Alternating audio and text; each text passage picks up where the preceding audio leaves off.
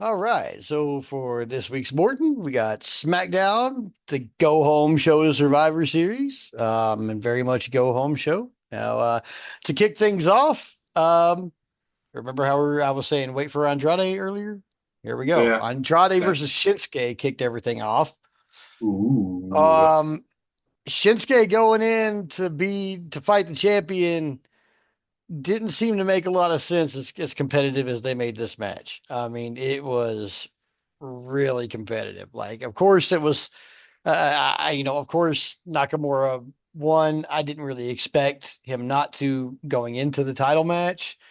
But yeah, they were just beating the ever loving hell out of each other. Like both They of do them, have a history, a very long history, in fact. yeah, Back to both New of them, Japan.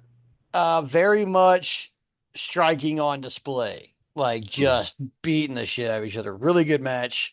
But yeah, Nakamura takes the win in the end. Really dug that. And then last week on SmackDown, after Cody confronted Kevin Owens, he went backstage and Carmelo Hayes was kind of talking some shit. So he's like, you know what? I'm going to test the number one draft pick. So then they had a match. Um, it was pretty good. Um, I thought it was a little short. I wasn't really sure what the point was, besides that Cody was mad and he just picked this guy because he was running his head or whatever. So really went a lot there, but uh, good match altogether. Hayes is a really good wrestler. Carmelo Hayes, he Yeah. can go. I know him only through reputation. I've never actually seen a match of his, but everybody raves about him. Mhm. So, Then we had a Tommaso Ciampa was shown talking to Johnny Gargano about how it doesn't matter if the machine guns are your friends and this and that. You know, we're trying to get the tag team belts and stuff like that. So it looks like maybe DIY might implode soon too. I'm okay with it because I would really rather see Tommaso Ciampa versus Johnny Gargano than what we're currently seeing as a tag team. they're such good they're those destined to do this forever kind of Yeah, pairing. They work as a tag team, they work as opponents. Like it works every time. yeah. KO had a video segment where he talked about why he hates Cody Rhodes, and it was basically, kind of rehashing what I said last week, which was that the Bloodline tried to end his career three different times, and when they Yeah. wanted somebody to help them, it was Cody, and basically f that. Um, Makes sense. Then Yeah. we had Michin versus Lash Legend versus Piper Niven in the Women's U.S. tournament. Michin took the win in this one. It was a really good match. I just thought it Yay, was, Michin. yeah, it was a really good match. I just thought it was awfully short. For a three-way between three really good wrestlers, it was 5 or 7 minutes. I just didn't think it had Mm, enough time. I didn't really like that, but eh, what can we do? Um, so then we had Reigns and Punk sit down for their face to face. Punk says, "I'm not here for you. I'm here for Paul Heyman." And then basically, it's about what you would expect until the end. And Punk says that, uh, you know, I'm not here for you. I'm here for Heyman, and tells Heyman, like, okay, so when this is over, you'll owe me a favor. And then Reigns asks what the favor, like Punk leaves. Reigns asks Heyman what the favor is, and Heyman says, "Let's just get past War Games, then we'll have all the time in the world to talk about it." mm. So, not sure what that is, but it looks like we might be getting Punk and Reigns at some point over the next year, and I'm here for it. Yeah, I mean, I doubt Reigns takes the L there, but it's a marquee Yeah, match for sure. for People sure. will pay to see that. Then we had Jey Uso versus Jacob Fatu for the advantage match for their War Games match.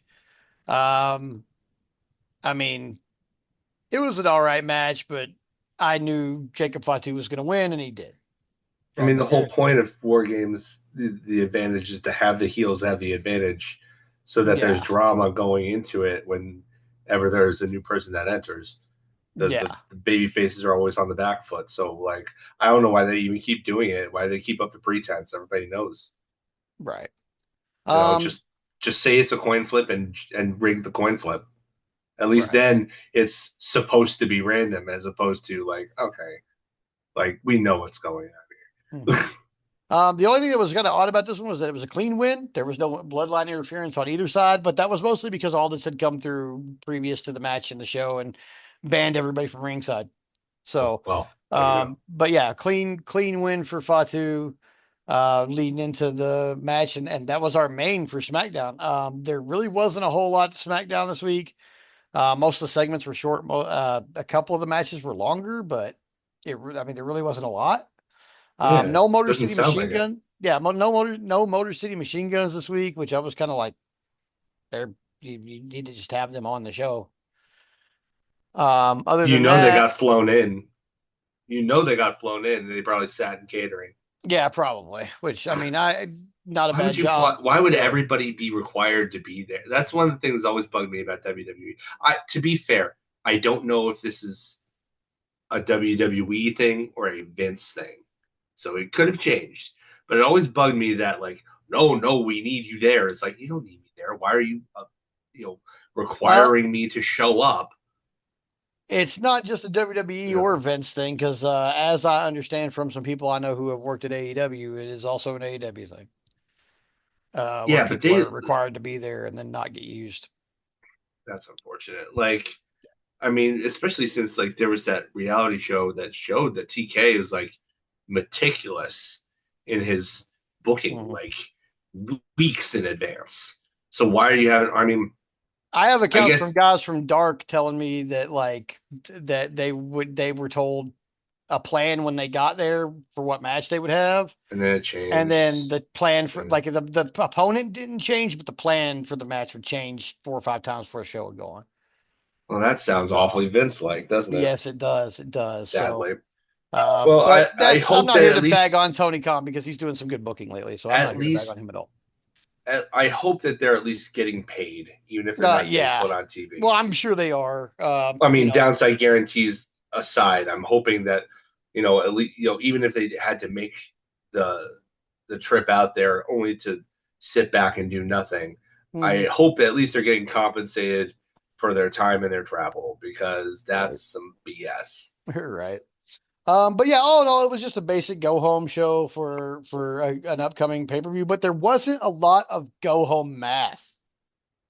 Like they really did not have a lot of go home math. Like nobody standing over anybody in the end. None of that. Like it was like, I have no idea Yeah, what's going to happen. Also, spoiler alert for this show, kind of. But they're really leaning into Kevin Owens versus Cody Rhodes at Saturday night's main event. Is no Cody Rhodes on Survivor Series. yeah, He's not even there. yeah, Out of front now, if I go back through my notes and he might have appeared somewhere, but from bare memory, Cody Rhodes was not even there. yeah, So, and they were able to fill a really great pay per view without him. So, I mean, that speaks good for maybe the opportunity to have people who are over but not overused, yeah. which I always like. So, big ups to WWE this week for Raw and SmackDown. The pay per view is a monster that we're going to get into a little bit later. But I think from there, it's time to go over to our hope spot.